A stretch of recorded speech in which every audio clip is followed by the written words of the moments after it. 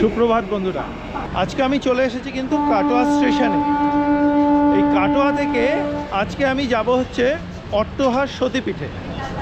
আপনাদেরকে আগের দিনকেই বলেছিলাম যে অট্টহাস সতীপীঠে আমি দর্শন করাবো। চলুন আজকে অট্টহাস সতীপীঠ দর্শন করে আসি।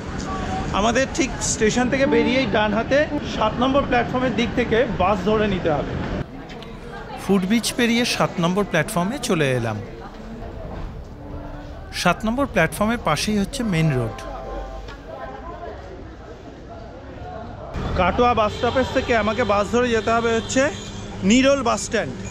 এই নিরোল বাস স্ট্যান্ড যেতে গেলে আমাকে এখান থেকে কীর্ণাহার বা বোলপুর, সিউড়ি এই রুটে বাস ধরতে হবে। ওই তো এসে গেছে। উঠে পড়লাম বাসে। কাটোয়া থেকে নিরোল বাস স্ট্যান্ড প্রায় 20 কিলোমিটার মতন ডিস্টেন্স।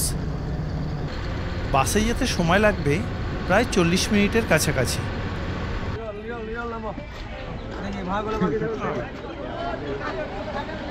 এই হচ্ছে নিরোল বাস স্ট্যান্ড।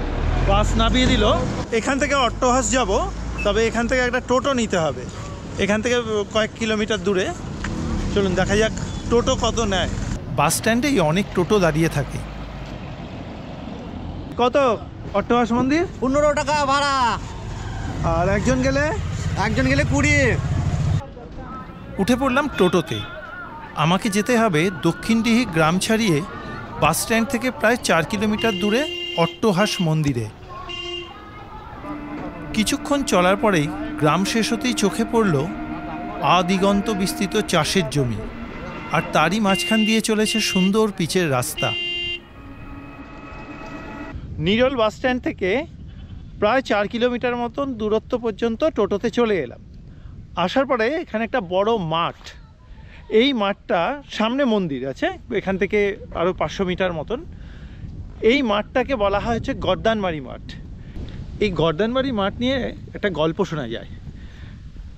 আগে, বহু বছর আগের কথা, আগে নিরোল বাস স্ট্যান্ড থেকে এই অট্টহাস মন্দির কিন্তু পায়ে হেঁটে আসতে হতো। তখন এখানে জঙ্গল, মাঠ এই সমস্ত ছিল। আর তখন অনেক মানুষই পুজো দেওয়ার জন্য এখানে আসতো। এখানে তখন বেশ কিছু মানুষ যারা তন্ত্র সাধনা করতেন। আর তন্ত্র সাধনা করার জন্য রটন্তী মায়ের কালী মন্দির আছে এখানে। সেখানে কিন্তু পুজোর জন্য শিশু বলি দেওয়া হতো। আর যারা পুজো দিতে আসতেন তাদের কোল থেকে বাচ্চাকে কিছু দুষ্টু মানুষ কেড়ে নিয়ে এই যারা তন্ত্র সাধনা করতেন তাদের কাছে বিক্রি করতেন, এবং তখন তাদেরকে বলির জন্য ব্যবহার করা হতো। এই জন্য এই ভয়ঙ্কর এই মাঠটার নাম ছিল হচ্ছে গর্দানবাড়ি মাঠ। এখনও অনেক মানুষজন এই যে মাঠটাকে মুন্ডুকাটা মাঠ বলে থাকেন। চলুন, সামনে মন্দির আছে, মন্দিরে যাই। তবে আস্তে আস্তে দেখছিলাম এখনও এই মন্দিরের আশপাশে প্রায় 1.5-2 কিলোমিটারের মধ্যে কোনো জনবসতি নেই।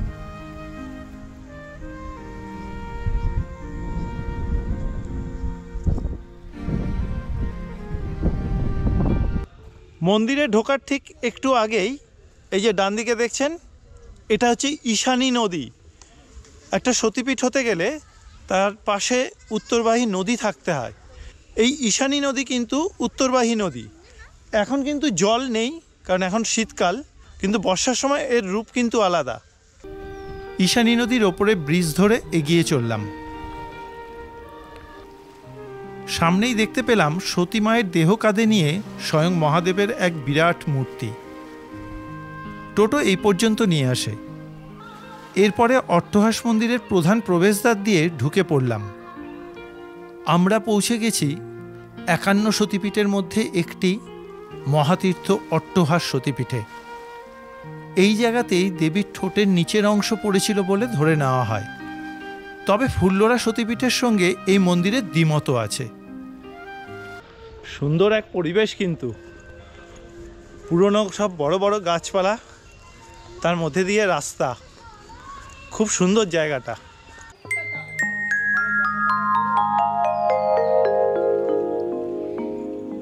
আরও কিছুটা হেঁটে এসে পৌঁছে গেলাম মূল মন্দির প্রাঙ্গণে। খুব সুন্দর করে সাজানো গোছানো এই মন্দির প্রাঙ্গণ। সামনেই স্বয়ং মহাদেবের এক মূর্তি রয়েছে। মন্দিরে ঢুকেই সবার প্রথমে একটা সুন্দর নাট মন্দির। চলুন নাট মন্দিরে ঢুকি আগে।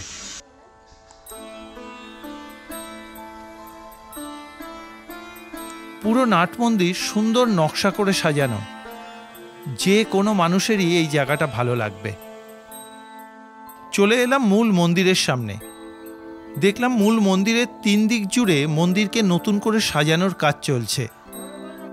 এখানেই সতীমায়ের ওষ্ঠের নিচের অংশ পড়েছিল, তাই এই জায়গার নাম ছিল ওষ্টাহাস। ধীরে ধীরে সেই নাম অট্টহাসে পরিণত হয়েছে। এই মন্দিরের গর্ভগৃহ কত শত বছরের যে পুরনো তা কারোর সঠিক জানা নেই।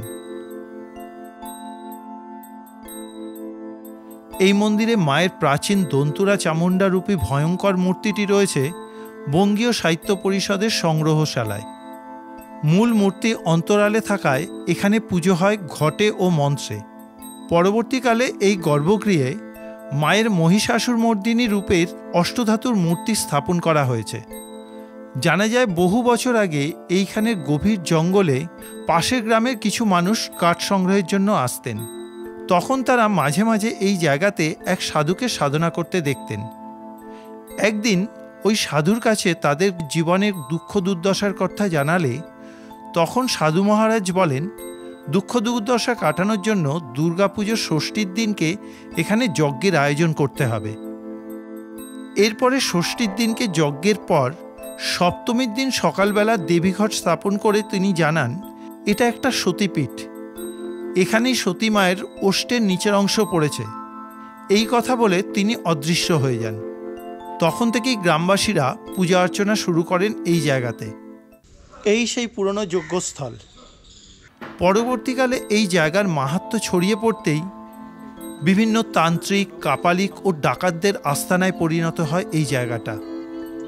তবে 1370 সালে সাধক দুলাল বাবা মন্দিরের ভার গ্রহণ করে রাতে থাকতে শুরু করলে সাধারণ মানুষের কাছে এই মন্দির আসা অনেক বেশি সহজ হয় এবং পরবর্তীকালে গ্রামের বাসিন্দাদের সাহায্যেই ভগবানের নিত্য ভোগের ব্যবস্থা করা হয়।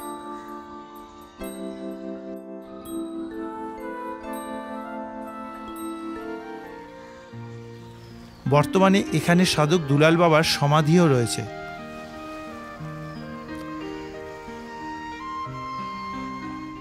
চলুন এবারে পঞ্চমুণ্ডী আসন দেখে আসি। এই যে পঞ্চমুণ্ডী আসন যাওয়ার পথে ডান দিকে একটা বড় পুকুর মতন দেখা যাবে। জনশ্রুতি আছে এটা কিন্তু ঈশানী নদীর একটা অংশ। চারিদিকে গাছপালায় ঘেরা জঙ্গলময় পরিবেশের মধ্যে বাঁধানো পরিষ্কার রাস্তা ধরে এগোতে থাকলাম। চারিদিকে শুধু পাখিদের ডাক। কি সুন্দর জায়গাটা দেখুন, অপূর্ব জায়গা, কিরকম শান্ত স্নিগ্ধ একটা পরিবেশ। মা সত্যিই এখানে বিরাজ করেন, খুব ভালো লাগছে। চলুন পঞ্চমুণ্ডী আসনটা দেখি।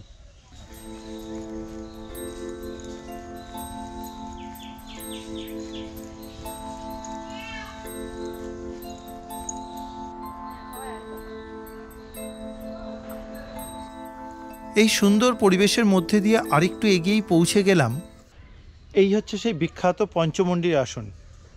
যে কোনো তন্ত্র সাধনা করার জন্য এই পঞ্চমুণ্ডী আসন কিন্তু খুবই গুরুত্বপূর্ণ। এই আসনে একমাত্র যোগ্যতা আছে এমন সাধকরাই কিন্তু তন্ত্র সাধনা করতে পারেন। এই পঞ্চমুণ্ডী আসন তৈরি করতে লাগে যেটা, সেটা হচ্ছে কোনো এক অবিবাহিতা নারীর অপঘাতে মৃত্যুর একটা মুণ্ড লাগে, বাকি 4টে মাথা যে কোনো 4টে প্রাণীর মাথা হলে হয়ে যায়। এই দিয়ে কিন্তু পঞ্চমুণ্ডী আসন তৈরি করা হয়। তন্ত্র সাধক এই আসনে বসেই তন্ত্র সাধনা করে কিশোরীর আত্মাকে জাগিয়ে তোলেন। চারিদিকের নিস্তব্ধ পরিবেশ। এই পঞ্চমুণ্ডী আসন একসময় তান্ত্রিকদের যে কতটা প্রিয় সাধনাস্থল ছিল তা আজও বোঝা যায়।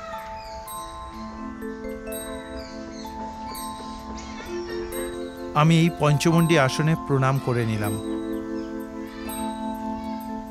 আজকের এই অট্টহাস সতীপীঠের ভিডিও আপনাদের কীরকম লাগছে অবশ্যই কিন্তু একটা কমেন্ট করে জানাবেন, অনুরোধ রইল। আবারও বলি, আপনাদের প্রতি কটা কমেন্ট আমাকে অনেক বেশি উৎসাহী করে নতুন নতুন তীর্থক্ষেত্রে পৌঁছে যেতে। চলুন এরপরে আরেকটু এগিয়ে বাঁদিকে আছে রটন্তী কালী মায়ের মন্দির, সেটা দেখে আসি। নিঝুম জঙ্গলে ঘেরা পরিবেশের মধ্যেই রয়েছে এই হচ্ছে সেই বিখ্যাত রটন্তী কালী মায়ের মন্দির। জনশ্রুতি আছে এই মন্দিরের সামনেই রঘুবাগদি নামে এক বিখ্যাত ডাকাত আমাবস্যার দিনে নরবলি দিয়ে নরমুণ্ডু এই ত্রিশূলে গেঁথে তবেই ডাকাতি করতে বেরোতো। তবে অষ্টাদশ শতাব্দী থেকে এই মন্দিরে নরবলি প্রথা বন্ধ হয়ে যায়। প্রতি বছর মাঘী অমাবস্যার দিন এখানে বিশেষ পুজো হয়। প্রচুর মানুষজন এই রটন্তী মায়ের কাছে তাদের মনস্কামনা জানিয়ে এইখানে পাশে গাছে ঢিল বেঁধে যাচ্ছে। চলুন মন্দিরের আশপাশটা আরো ভালো করে ঘুরে দেখে নিই। পুরো মন্দির চত্বর জুড়ে এইরকম সুন্দর এক প্রাকৃতিক পরিবেশ।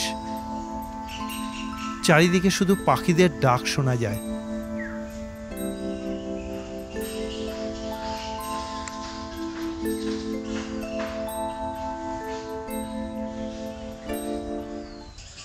খুব সুন্দর পরিবেশ। আমার ভাষা জানা নেই যে আমি কি করে যে আপনাদেরকে প্রকাশ করব। হ্যাঁ, ছবিতে যতটুকু দেখতে পাচ্ছেন হয়তো কিছুটা অনুভব করতে পারছেন যে কতটা শান্ত স্নিগ্ধ পরিবেশ। অপূর্ব অপূর্ব এই জায়গাটা।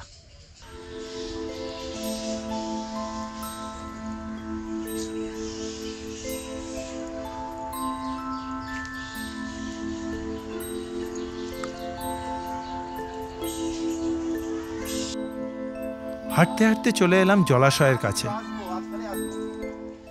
পুরো এই পুকুরটার চারপাশে ঘোরানো রাস্তা আছে, হেঁটে হেঁটে কিন্তু পুরো পুকুরটা প্রদক্ষিণ করে নেওয়া যায়।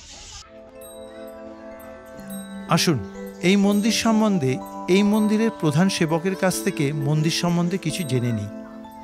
যেখানে শিবের চরণ রয়েছে সেখানে এমনিতেই তার অপরিসম মাহাত্ম্য। আমরা সবাই জানি সতীর দেহত্যাগ, তারপরে শিবের কানে পৌঁছায়, শিব তারপর উন্মত্ত হয়ে তার শরীর কাঁধে নিয়ে তাণ্ডব নৃত্য শুরু করে।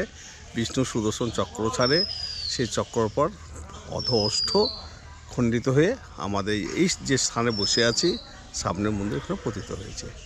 অধ অষ্ট পড়েছে, সেই জন্য স্থানটার নাম হচ্ছে অট্টহাস। আর দেবীর না এখানে অধরেশ্বরী, আর ভৈরবের নাম হচ্ছে বিশ্বাস। এখানে 12 মাসের আমাদের পুজো পাঠ চলে থাকে। আমাদের প্রতি অবশ্যই হোমযজ্ঞ হয় বিশ্ব শান্তির উদ্দেশ্যে। আর নানান ধরনের অনুষ্ঠান তো লেগেই আছে, যেমন জন্মাষ্টমী, বিপত্তারিণী, দীপাবলি, নবান্ন, রটন্তী কালী মন্দিরে রটন্তী পুজো হয়, এসব নানান অনুষ্ঠান হয়। আর এখানে অনবরত আগত বাইরে থেকে যাত্রীরা আসা যাওয়া করে, তাদের মনস্কামনা মা নিশ্চয় পূর্ণ করে। তাই সেই জন্য দিন দিন যাত্রীরা একের পর এক আসা যাওয়া করতে থাকে। আমিও চাই যাত্রী সব আসুক, আনন্দে গ্রহণ করুক, শান্তি পাক। মায়ের কাছে প্রার্থনা করি তুমি সকলকে সুস্থ সুন্দর রাখো, সবাই ভালো থাকো। মায়ের কাছে এই প্রার্থনা রাখলাম।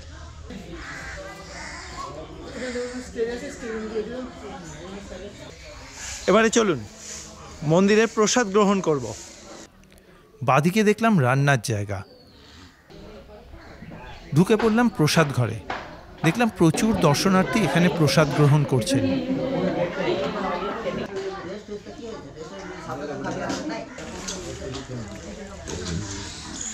খুব সুন্দর ভোগ প্রসাদ খেলাম, খুব ভালো লাগলো।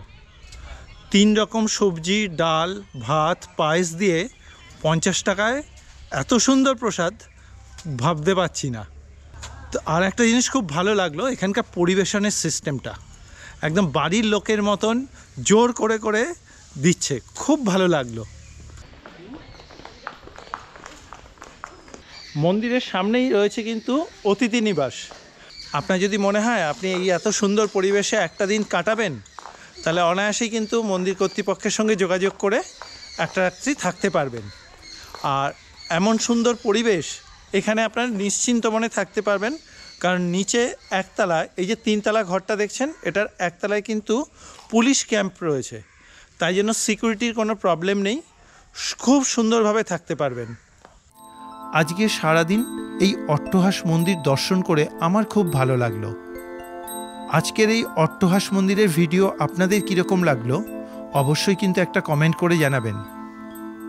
সবাই ভালো থাকবেন, সুস্থ থাকবেন। শুভরাত্রি।